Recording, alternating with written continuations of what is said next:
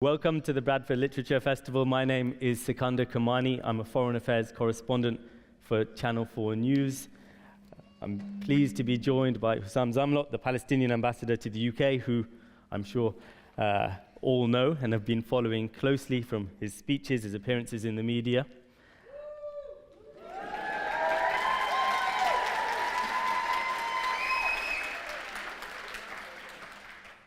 Sure, all of us here have been following closely the tragic and terrible events that are unfolding in the Middle East. Close to 40,000 people, the majority women and children, killed in Gaza, more than 1,000 people killed in Israel on October the 7th as well. We'll be discussing the ambassador's personal experiences of this conflict, as well as some of the origins of the conflict and the ways forward. I'll be taking questions from the audience towards the end of the talk, but first we'll kick off with some questions from myself. Ambassador, you were born in Gaza, I believe. Is that right? And you still have a lot of family who are there? Yes, I was born in Gaza. I was born in Rafah. The whole world now knows Rafah. I'm a very proud Rafahian. I was born in a refugee camp in Rafah called the Shabura refugee camp in the early 70s, without specifying the year, so people don't know how young I am. And I lived in Gaza all of my childhood and school time. And I only left Gaza when I went to the other side of the homeland, that is Ramallah and the West Bank, to do my undergraduate at the time, Bir Zayt University. So yes, I lived in Gaza, I was born in Gaza. What's been your family's experience of this conflict? What's been the impact on you and them? Immense, and not only on my family. You know when it's genocide is when it affects every family, when it is cross community, and that's what is happening in Gaza and in the West Bank, by the way. So every family in Gaza for the last 9 months have lost somebody. Every single family. And not just one or two. Every family has gone through the experience of displacement, forced displacement, not only once or twice or 3 times. Every family in Gaza, including mine, has gone through the imposed famine. Every family in Gaza is now going through the use of disease as a weapon of war and the lack of any sort of medical capacity. So my family is included, and it is apocalyptic.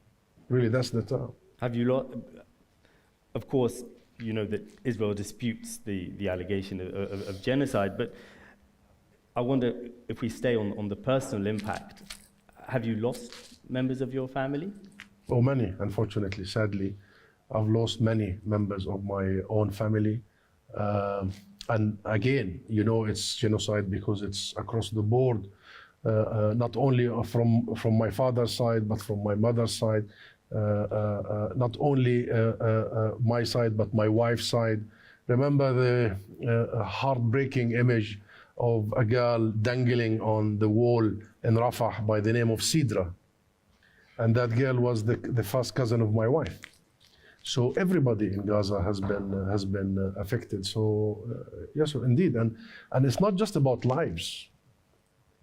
And by the way, this is very important. It's also about livelihoods. Israel is not only targeting people; it is targeting people's lives and ability to survive and to withstand. So I'll just quickly give you some statistics. Israel has, in only less than 9 months, destroyed 70% of Gaza's housing or houses, including my own family, many. 80% of Gaza's schools, 90% of Gaza's hospitals, and 100% of Gaza's universities. Because the health sector is about life and the education is about the future. So you know that they are targeting people's livelihood in a way to turn Gaza lifeless. So everybody's affected, and not only my side here, but my colleagues, my team at the mission here, at the Palestine mission.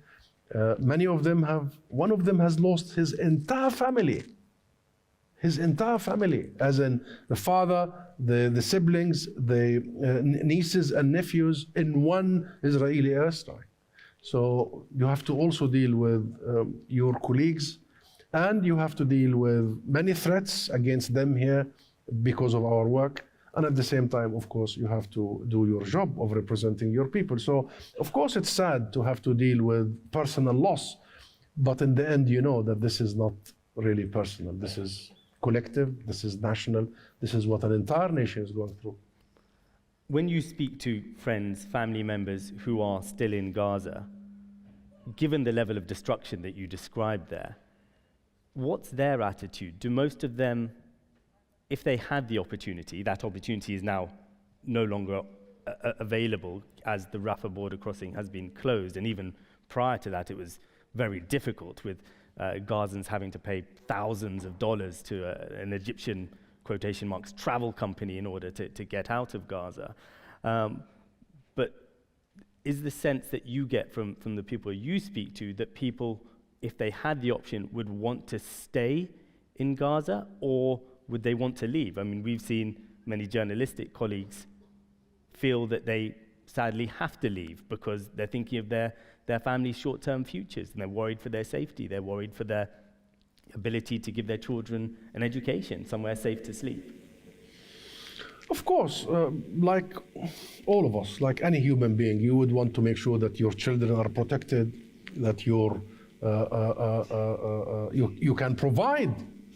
Can you imagine a father or a mother, for that matter, and you have a sick child, and then you are unable to provide for them basic medical sort of treatment? Can you imagine that you are unable to provide for them a piece of bread? And 33 children in the last few weeks have died because of Israel's use of food as a weapon of war. The imposed famine, the imposed starvation, something we thought is something of the dark ages, will never be repeated again.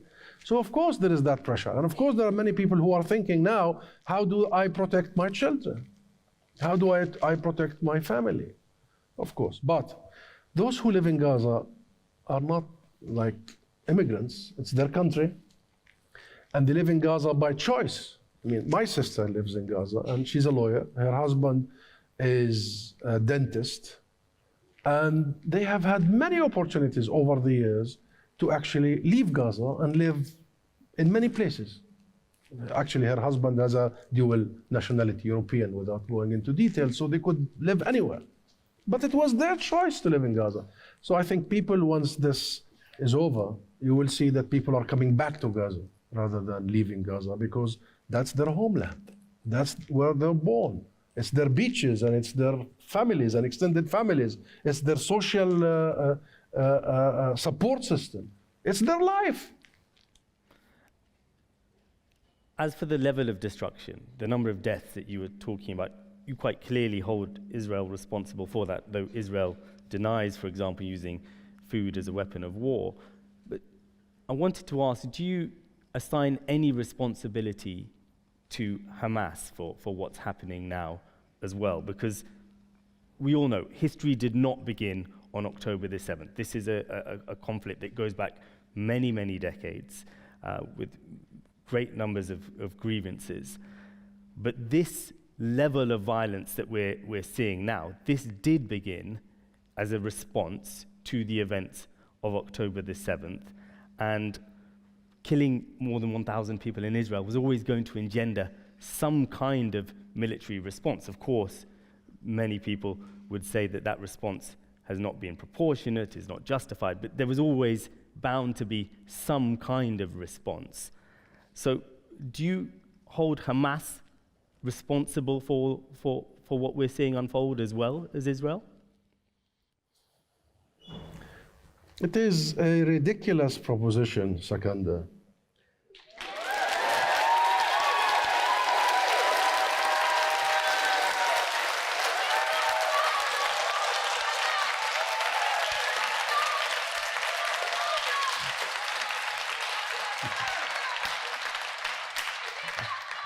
Let me finish the sentence. It is a ridiculous proposition to assume that Hamas or Fatah or any of the Palestinian groups are the cause of the conflict. They are only the product of the conflict, the outcome of the conflict. And the conflict is not just about a piece of land here. The conflict that has been lasting for 107 years, is about attempt after attempt to exterminate, to erase the Palestinian people. So all these groups are the products of these attempts at extermination. The first attempt came from this very country at completely erasing us in the Balfour Declaration of 1970.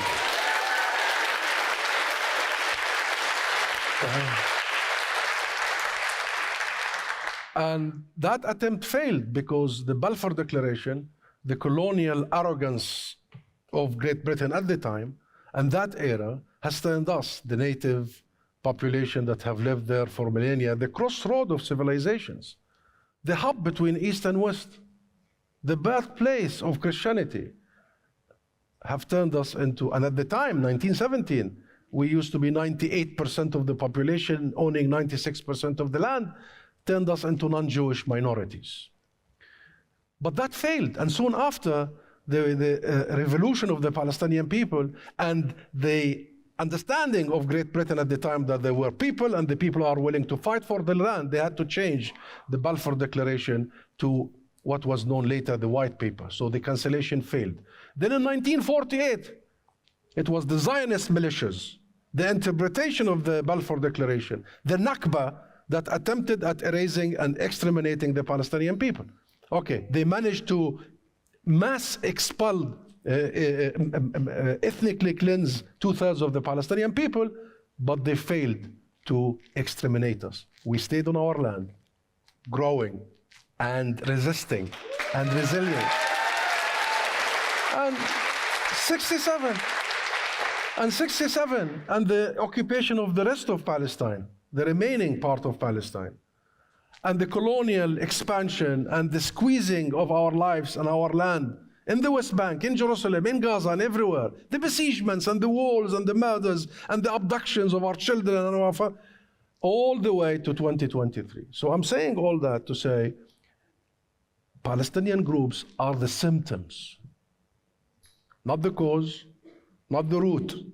The root is the denial of Palestinian people of their rights, and so long as that denial continues, you will have resistance. As simple as that. But there is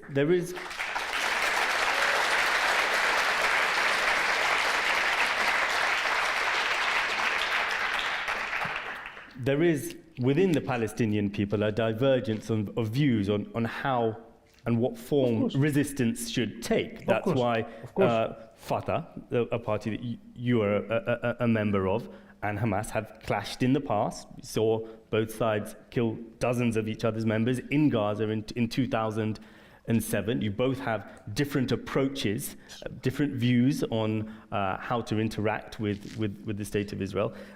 And so that's why I'm asking you this question of whether you see Hamas as currently now part of the problem, if not the root cause of the problem. I mean, we've seen, for example, Israeli right-wing politicians, far-right politicians, Bezalel Smotrich, describe Hamas as an asset because, in their view, Hamas helps legitimize the narrative that Israel has often been propagating, that the Palestinian cause is inherently violent, is uncompromising, and is one that's run by, in their words, terrorists. And that's why I ask you about your view. Okay, imagine a world, imagine a Palestine that Hamas doesn't exist. Do you think everything will be perfect? I mean, it's very clear. What is the root cause of all this? And Hamas is what, 20, 30 years old? What was happening before Hamas? What did Israel did to Fatah and to the PLO I represent? Do you remember Israel, Sharon besieging Yasser Arafat, the father of the nation, the founder of our national movement, and murdering, assassinating Yasser Arafat in real time in front of the world by poisoning him? So the Israelis always want you to believe and the rest of the world to believe that it is about this group or about that group. No, it isn't. That's number one. Number two, yes, there are differences. We commit to international law, international equality. That's why, to answer your question, what happened on the 7th of October and what has happened before the 7th of October and what has been happening since the 7th of October should be decided by the international legality, international judicial system. That's why we, the PLO, acceded to the ICC, to the international judicial system, signed, ratified the Rome Statute, and invited the ICC to investigate all war crimes committed in our occupied territory by all sides. Since 2014, remember Israel in 2004, as if this is the first war. That's why the Western media likes to pick the 7th of October as if history began here. In 2014, Israel killed 1,464 Palestinian civilians. Civilians, innocent people. That's double the numbers of civilians killed. So there has been atrocities committed, and therefore it's the ICC that needs to come. It's an independent international entity that has to decide. But guess who blocks this? Who has been adamantly blocking the ICC and the international courts from investigating and from taking the mandate and responsibility to heart? It's the Israel completely blocking this, not cooperating, claiming that they are anti-Semites, using all this terminology, because Israel knows that it has something to hide, right? And second to Israel is the UK. Do you know last week the UK government sent an intervention to the ICC asking to stop immediately the issuing of arrest warrants against Netanyahu and Gallant? So nobody should talk to a Palestinian about what happened. We want the world to come and investigate what happened. And let international law decide about the criminality of it, the legitimacy of it, because international law is very clear. It's very clear. Number one, international law does not give an occupying power the right to self-defense. It doesn't. An occupying power has no right to self-defense. An occupying power does not have rights. An occupying power has responsibilities to protect the civilians under their occupation, to provide for the civilians, including health and education. That's international law for you. And international law does give people under oppression, under military occupation, under colonization, and apartheid the right to self-defense. That is international law. So let international law decide. Let international judges, Sakanda, let international judges decide. And I tell you now, we will accept in its entirety the ruling of the international judicial system, the ruling of the ICC and the ICJ. And I know from watching your previous interviews, you are not suggesting that deliberate killing of civilians is part of legitimate self-defense. You are saying that you would be happy for the ICC to investigate Hamas, Palestinian Islamic Jihad, those groups' involvement in it. The international law, universal values, some say it's Western values. That's nonsense. It's universal values. It comes from all over the world. That's why it was South Africa that took Israel to the International Court of Justice. Applaud South Africa.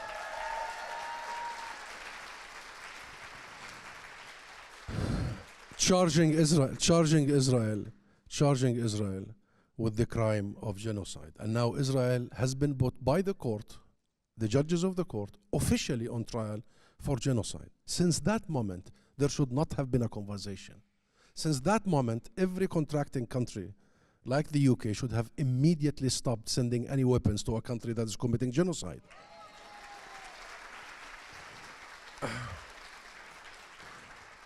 And Sakanda, we Palestinians, and our history is very well known. Of course, we believe, not only as Palestinians nationally, but as Muslims and Christians, we believe that targeting civilians is not part of any strategy of ours. But whose civilians that have been targeted? My grandparents that were literally at gunpoint removed from their homes, and somebody who came from Europe took over? Whose civilians have been targeted? Before the 7th of October, it was the deadliest year in the West Bank. We're not even talking about Gaza.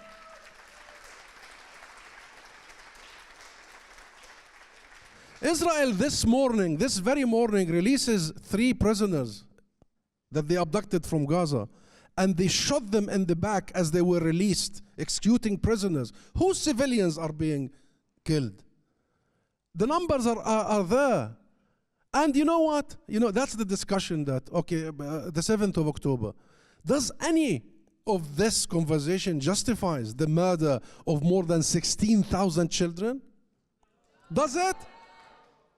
And therefore, this whole conversation about the symmetry between the two sides, that this does this and that does that, tit for tat, is so utterly wrong and has gone on for a long time. There is no symmetry, there is no balance, there is no equity between the occupied and the occupier, the colonized and the colonizer, the besieged and the besieger.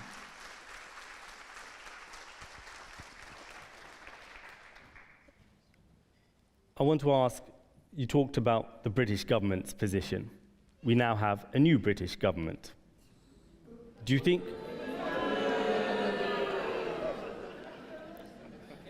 Are you holding out much hope for a change in policy?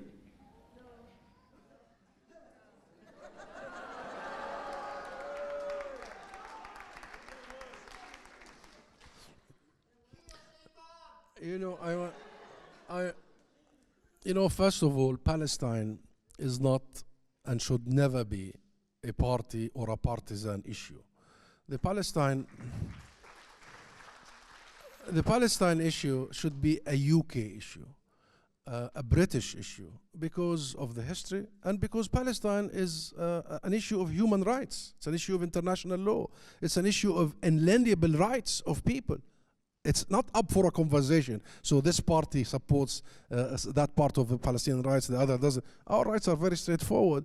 So I don't think we should engage in a partisan conversation, by the way. And it's right across the board. There are similarities in terms of party promises. The difference is the Labour Party has a base that is the Labour movement, that includes the trade unions and what have you, that are much more internationalist in their orientation. And this gives us an opportunity to work with the base to make sure that the new government does fulfill the expectation of the British people, the expectation of their base, and does fulfill its own commitments and promises as per the election campaign and the manifesto they have committed to. And we are talking to them. We will engage them.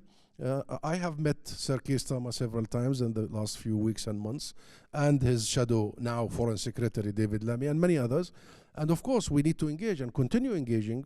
And we are hoping that when Keir Starmer said change begins now, that includes foreign policy, ethical foreign policy. There will be a fulfillment of the Labour values for internationalism and the respect for international law. And we will work with them to fulfill those. Number one, an immediate and permanent ceasefire. We need to see that. We need to see a massive, unprecedented reconstruction and rebuilding and humanitarian aid. We need to see accountability for the war criminals. They must be behind bars. Those who killed all these thousands of children must be in prison. And we are watching the new government about this particular item, international accountability, because Sir Keir Starmer is an international human rights lawyer. And they already said that they have full respect for international judicial system and the independence of the international courts. So we are watching there, and it's coming in the coming 2 weeks. There will have to be a decision by the new government about their interventions in the ICC. We're working on for the side of accountability. And by the way, accountability is not just about the justice for the victims. Accountability is about deterrence. We shall never ever allow for the mass murder of women and children, the mass destruction of homes. So that's a responsibility and an expectation, and we are working with them. And of course, we want to see sanctions. Sanctions, including arms embargo, including banning all illegal settlement products. That's the commitment of Labour. But do you think any of this is going to transpire? Well, they have promised. That's their policy. That's what their base wanted. There were many strong messages in this last election. There were many messages by the British people throughout the last 9 months. From the first week, 75% of the British public were with an immediate and permanent ceasefire. From the beginning, the vast majority of the British people were with imposing an arms embargo in Israel because it's a state that is committing genocide. From the beginning, the majority of the British people want to see an immediate recognition of the state of Palestine. So if this new government wants to represent its people, here you go. That's the way you represent your people.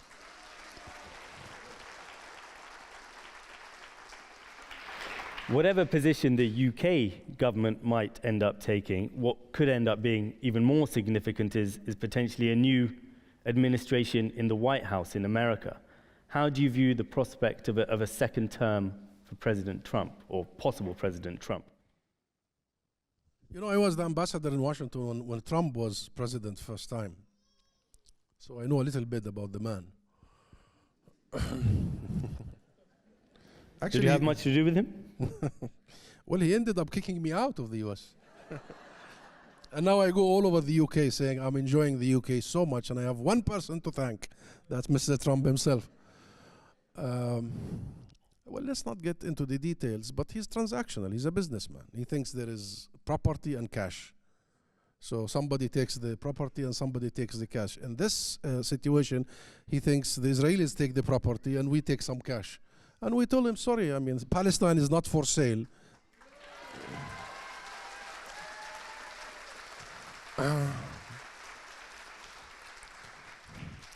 Jerusalem is not for sale. Al-Aqsa is not for sale.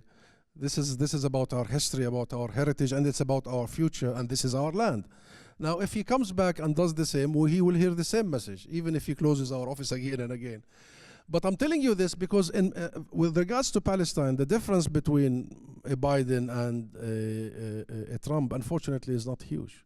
Because the last administration has not helped. And for some, it has enabled Israel to commit all these war crimes. The difference could be on the world stage. Because, you know, at least we know that Trump could have some interesting ideas that could be dangerous. However, I think the UK has to decide its national politics and its foreign policy, I mean, based on the UK, requirements and commitments and values. Because that's one of the things. Will this new government coordinate everything with Washington? And will Washington come up with an ethical foreign policy that will bring back some sort of balance? We live in a very dangerous moment, Sakander. I worry. Sometimes it feels like the 30s.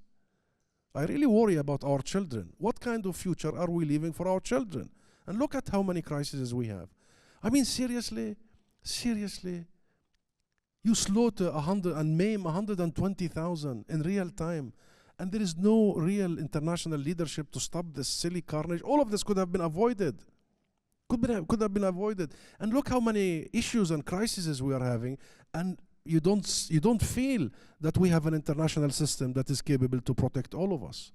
And it feels like new politicians have forgotten the horrors of the Second World War and why we created an international system to protect all of us. It seems they have forgotten our mantra at the time, the never again. The never again was for everybody. So it's a very dangerous moment, and I very much hope that the UK, because the UK historically has been able to play the role of the pinholder, if you may, of international politics.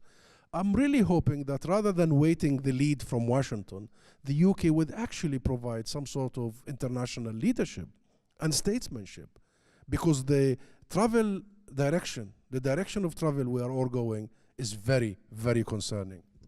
There's still talk in international diplomatic circles of a two-state solution. We've seen, though, the growth of Israeli settlements in the occupied West Bank. We've seen, of course, the huge level of death and destruction in Gaza, and the anger, and that's inevitably going to engender. Is that still even worth discussing, a two-state solution? Is that possible at all now? The issue is not a two-state or a one-state. The PLO national sort of platform, political platform and program was one democratic state for all of its citizens. Which now, whenever I go to travel to the Palestinian territories, that's what a lot of people tell me that they want to see. They want to see a one-state solution. That was the platform until 1988, and then the PLO, under the pressure of the international community, adopted the so-called international Western consensus, which was a two-state solution, partition. And the PLO, many people think that the two-state solution is a Palestinian demand. That's a misperception. The two-state solution is a Palestinian concession. We conceded, so we ally ourselves with international legitimacy, with international resolutions, because there were several UN Security Council resolutions towards the two-state solution. But in any solution, it doesn't matter. What matters is rights. In any solution, these are the three non-negotiable rights for the Palestinian people that should materialize in any form of a solution. Number one, the right to self-determination. We have the right to determine our own fate in our own state, independent, sovereign, not a Mickey Mouse state, full sovereignty. And Jerusalem is our capital. That's the first one.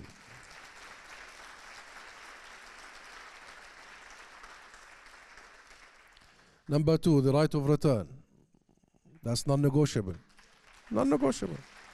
Because, you know, there is the collective side of the right of return and there is the private side of the right of return. I mean, it's my father's property, and it's, you know, it's a property right. That would entail huge demographic change to the land that's now Israel. Is it realistic, do you think? It doesn't matter. Fulfillment of rights should not be subjected to realism or not realism. It is realistic. Most of the villages Israel destroyed and the homes they destroyed are empty. Most 520 villages and towns. So yes, it is practical, but it's about rights. So what we are going to design a peace process according to what Israel wants, not according to our rights, that's not going to happen. And that's why all previous peace processes failed because of that. And number three is equality. We should be treated equally wherever they are, wherever we are, be it a citizen of Israel, a citizen of anywhere, equal. So yes, a two-state solution is possible, a one-state solution is possible, and would guarantee the rights of everyone, all sides. The problem is Israel is not interested in any solution. They don't want a one or a two or anything. They want to finish off what they started in 1948. They want the whole land without its people. But, you know, they've gotten with the wrong people, really. We ain't going anywhere.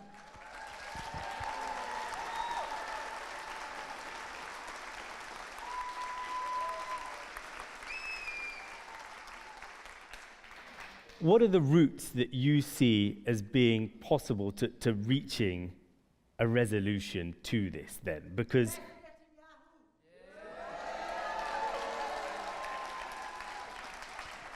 would that do it? I mean, the ICC is deciding whether or not to issue an arrest warrant. I mean, do you think issuing an arrest warrant for Netanyahu, who of course denies wrongdoing, but would that make a material difference to the conflict? Would that help reach a solution? Is it about Netanyahu?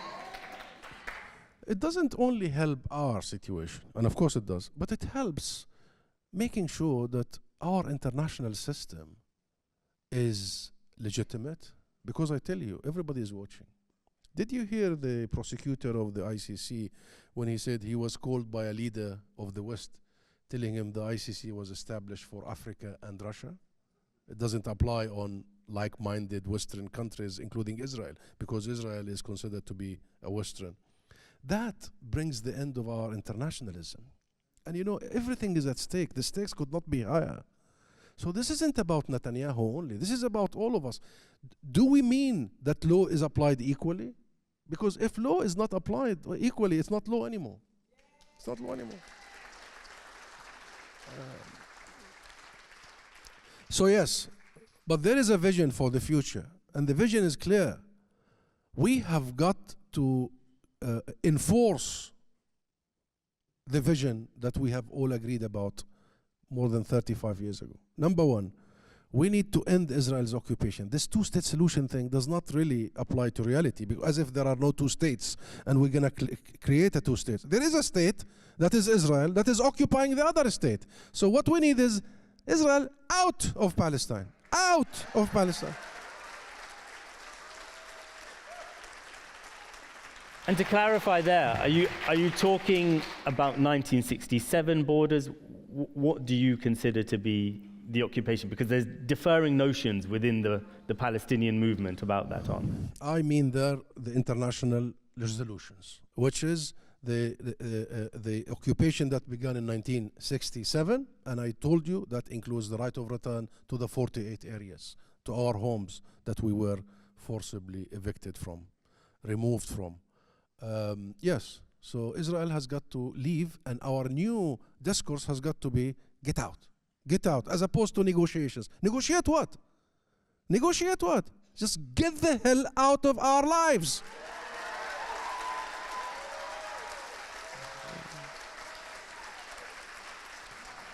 And that does not come through just another round of talks.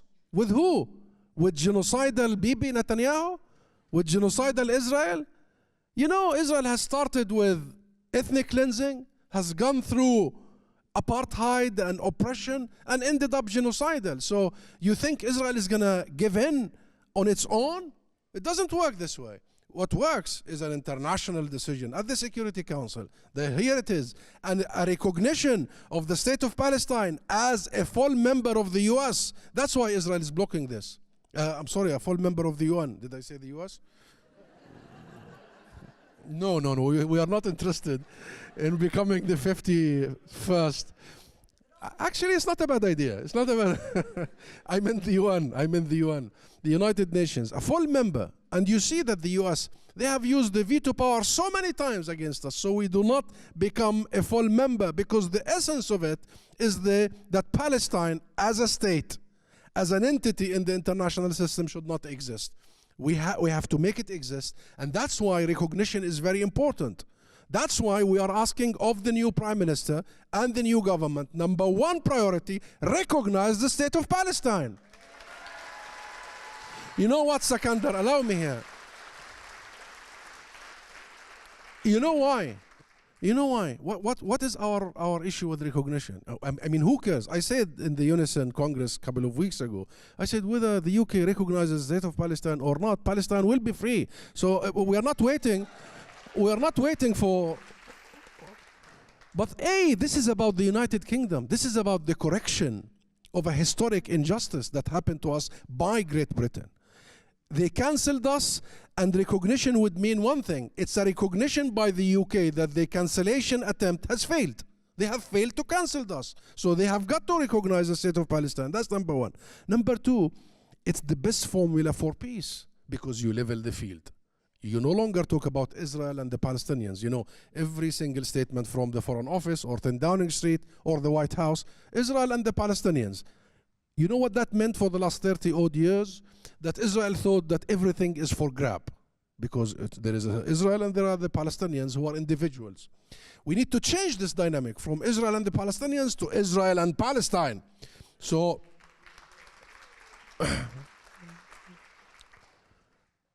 and number three, recognition of a people's natural right is not a gift. It's not a favor.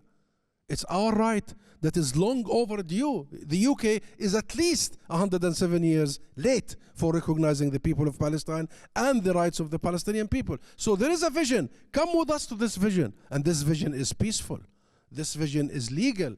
We use the Security Council to prevent the wars and the conflicts, to ensure that the international consensus is enshrined in resolutions. Then we use the international system to enforce accountability, and we use the international system and international momentum to sanction illegality, so we get to where we want to go. Otherwise, wasting our time, weasel words, we will recognize the state of Palestine when it is right, as part of a peace process. What peace process? When is time right? So this is a moment when I think we are expecting clarity by the international community, starting by the new Prime Minister of the UK. Final question for me before I open it up to the audience.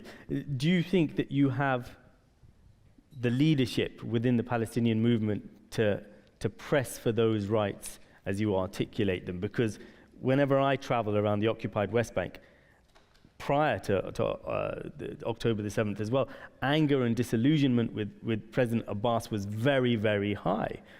It seems to be growing, if anything. Do you have the leadership who can press for this? Let me explain this. The anger, which I understand, by the way, you cannot blame the Palestinian people. The anger is against the failed peace process, because the PLO has championed the peace process 30 years ago. It was Yasser Arafat who decided, okay, let's go for a historic compromise. Let's ally with international law. Let's ally with international resolutions. And he declared the state of Palestine in 1988 on the 1967 borders. So the very unpopular thing is the failed peace process, and as PLO and national institutions, are championing of a peace process that we thought would deliver statehood and would deliver rights. Number one. Number two, of course, like all other people and like all other countries, you know, Palestine is always in need of reform, of democratic renewal, of course, and it's up to the Palestinian people through elections to decide on their leaders. But you know, there is this Israeli and Israeli friends logic that has been lasting for decades. Oh, the problem is Palestinian leaders. Yasser Arafat was the problem. Mahmoud Abbas is the problem. Hamas is the problem. This is the problem. That is the problem. And then they tell you the problem is technical. We have to do some reforms, and we have to bring somebody who's expert, because if we fix the Palestinian technical side, everything will be nice. And then you hear all these programs from the World Bank and the IMF about reform. The Palestinian problem is not technical, and it is not leadership. Leave the leadership issue to us. We will decide on our leaders. We will elect our leaders. The issue is political. It is political. We need to get rid of this occupation, this oppression, liberate our country, build our country, be sovereign, so we are able to convene democratic process without the intervention of an occupier.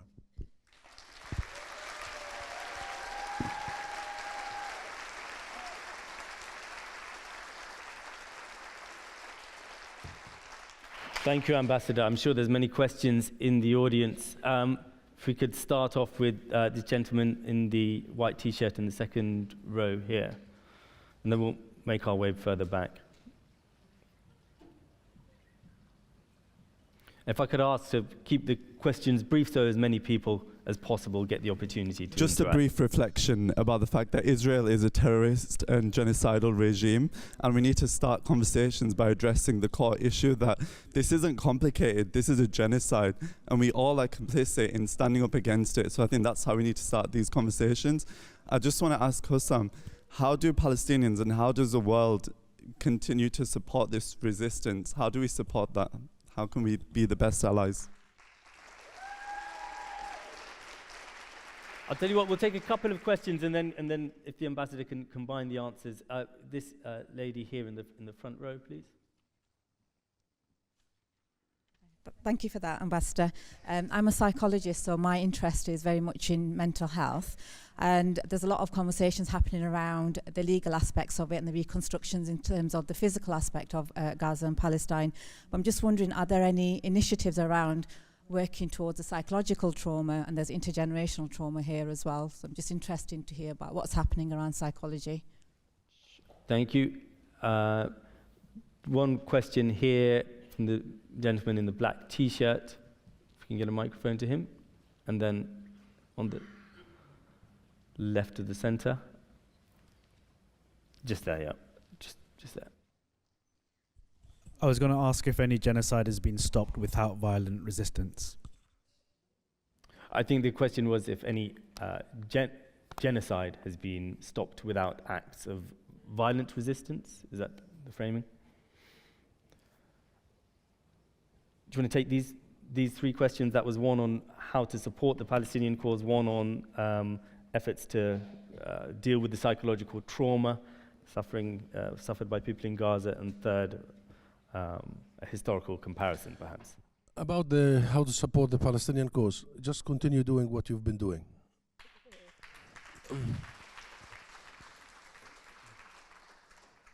And don't stop, because they're counting on you to become numb.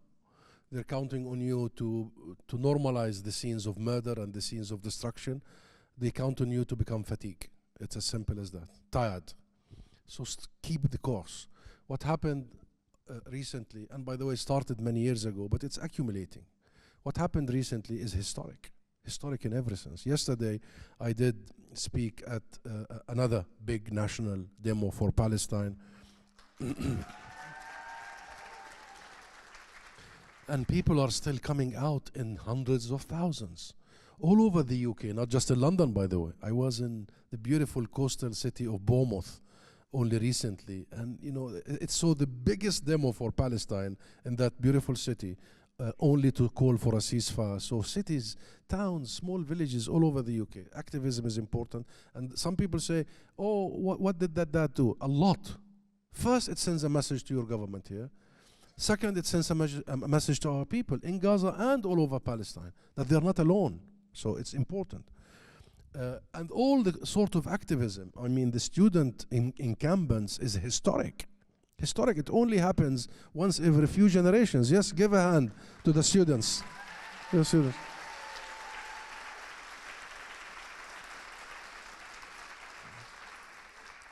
So there has to be two hands, my friend, of what needs to be done. One hand that really help us build, this connects with the question about trauma, because there is collective trauma. There is collective trauma. And I'm really, really worried about our children particularly, very much so.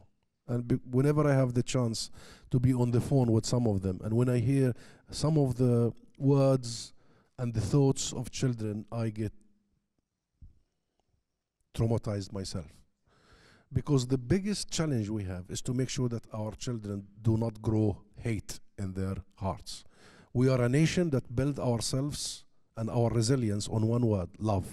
We love each other, we love our country, we love our homeland.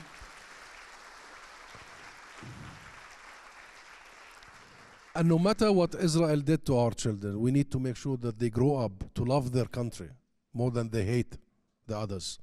And there is such a huge task for all of us to make sure that the way we were treated.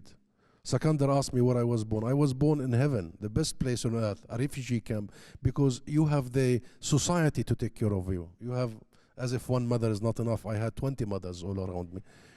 And that love that were given to us, they shielded us completely from what happened to them few years earlier, the Nakba. They completely shielded us. They invested in our education. They invested in who we are. So there is a hand to build, because Israel knows that, you know, it uses maybe a small fraction of its war is militarily. It is a military war. Weapons and bullets and rockets that end up in the bare bodies of our children and innocent people. But a big chunk of their war is livelihoods, is financial, is economics.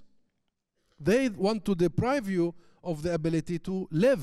So there has to be a hand to help us face up that effort, and there has to be a hand helping us to rebuild. But the second hand is the activism similar to that of the anti-apartheid movement of South Africa. We need to suck oxygen out of Israel's occupation, suck it out of the occupation. We need to impose we have got to isolate every institution implicated in the occupation, in the colonization, in the oppression. They have got to be isolated in sports, in culture, in business, everywhere, until they come to their senses.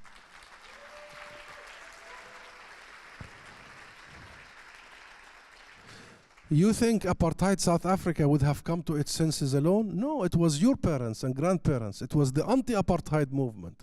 It was that global movement that has forced the apartheid regime to crumble, to collapse. And I believe that the moment for Palestine, like South Africa, has arrived. The people of the world, including in the UK, are going in that direction. So we've seen, Ambassador, a resumption of ceasefire negotiations, yes, the indirect ones, taking place in Cairo. Does it seem like there may be some progress now or not? There was a Security Council resolution for a ceasefire with the 3 phases that ends with a permanent ceasefire, starts with an immediate and ends with permanent, and then the hostage release. of both sides. But then Israel obstructed it. And you've seen the Netanyahu statement, the Israeli Prime Minister statement. And it's so mind-boggling that Biden comes out, the American president, and says it's Hamas. You know, that's the word, Hamas. It's very clear Israel was not interested. But a Security Council resolution, according to my understanding of the international system, is binding.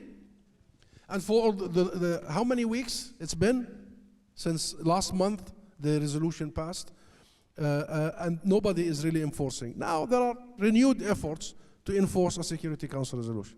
But you know, the Security Council resolution is a good step in the right direction. It did provide a sort of a plan for how do you reach an immediate and permanent ceasefire. But Israel wants the cake and eat it too.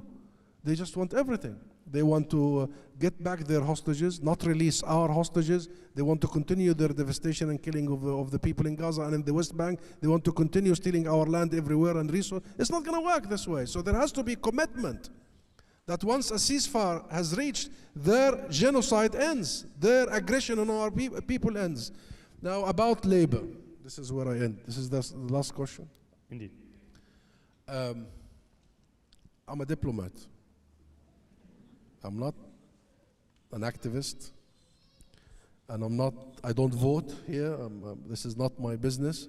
My business is, my job is, my mission is to deal with any politician. Guess what? I was meeting all of your previous government officials, from Liz Truss to Boris Johnson to everybody. My job is to make sure that I represent my people with any government.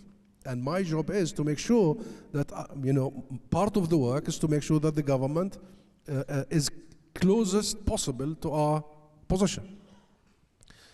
So will I deal with the Labour government? Hell yes, I will deal with the Labour government. And I will be meeting Keir Starmer whenever an opportunity will avail itself, or any of his shadow cabinet. However, I will also be working with the base of Labour to make sure that your politicians are on check, if that is a word I could use, that you really make them answerable to you. And by the way, the last 9 months have sent clear messages from day one about the British people and the British public opinion. And I have to admit to you that historically, Labour is at least seen to be internationalist, has the values of fairness, political and social, believe in universal values, believe in solidarity. So let's work with them to make sure that these values are implemented. And when they don't, we call them out. But we don't switch off, we engage.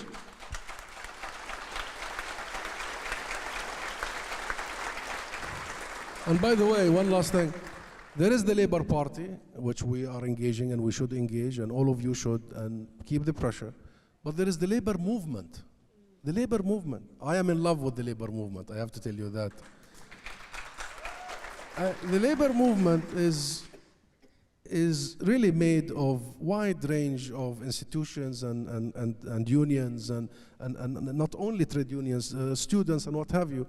The Labour movement is there, and I believe it's our best part to make sure that the party listens to its base. So let's work to make sure that this government will do what is right, that this government will make history, that this government will end 107 years of a British contribution to a Palestinian agony, that this government will end up recognizing the state of Palestine, that this government will end up imposing an arms embargo, that this government will end up helping in the international accountability and not obstructing the course of justice at the ICC and the ICJ, and that this government will actually help us getting Israel out of Palestine.